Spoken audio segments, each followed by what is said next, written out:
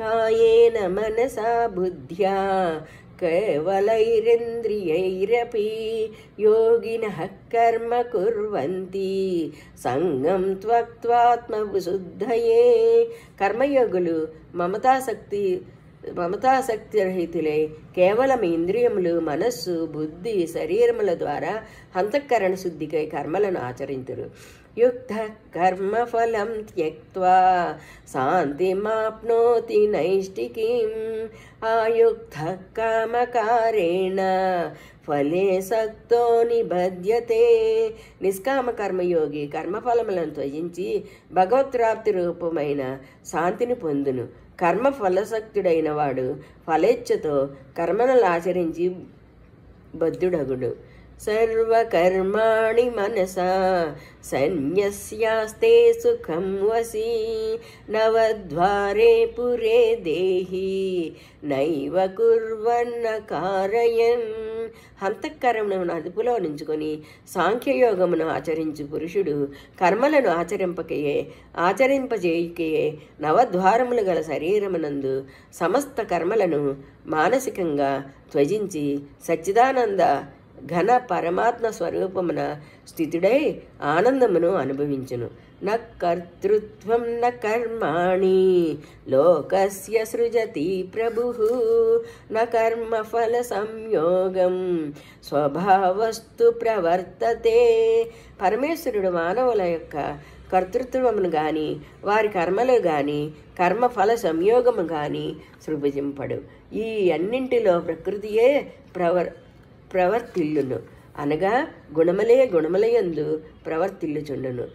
నా దత్తే కస్యచిత్ పాపం నచైవ సుకృతం విభుః అజ్ఞానేనావృతం జ్ఞానం తేన ముహ్యంతి జంతవః.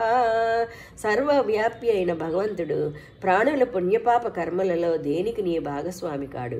అజ్ఞానంచే జ్ఞానమును కప్పబడి ఉండుట వలన ప్రాణులు మోహితులగుచుందురు.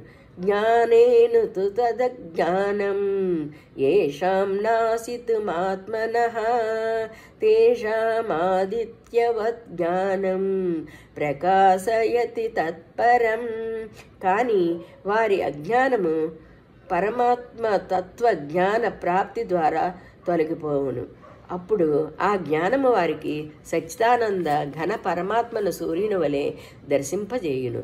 తద్బుద్ధయస్తు దాత్మానః తన్నిష్టాస్తర్పణాయనాః గచ్చంత్య పునరావృత్తిం జ్ఞాన నిర్ధూత కల్మషాః.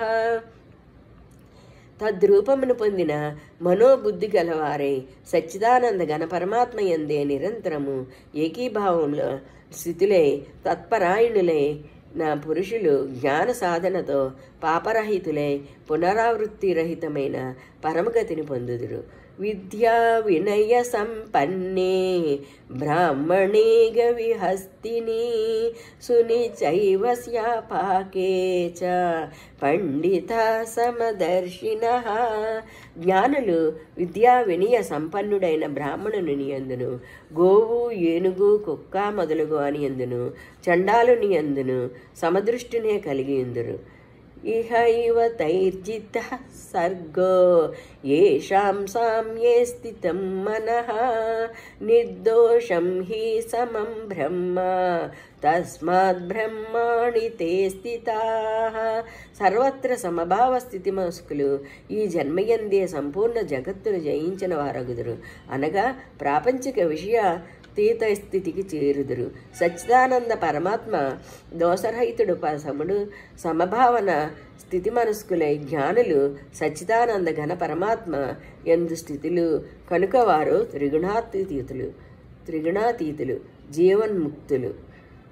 నా ప్రహృష్యేత్ ప్రియం ప్రాప్య నో ద్విజేత్ ప్రాప్య చాప్రియం స్థిర బుద్ధిరసమ్మూఢో బ్రహ్మవిద్ బ్రహ్మణి స్థితః.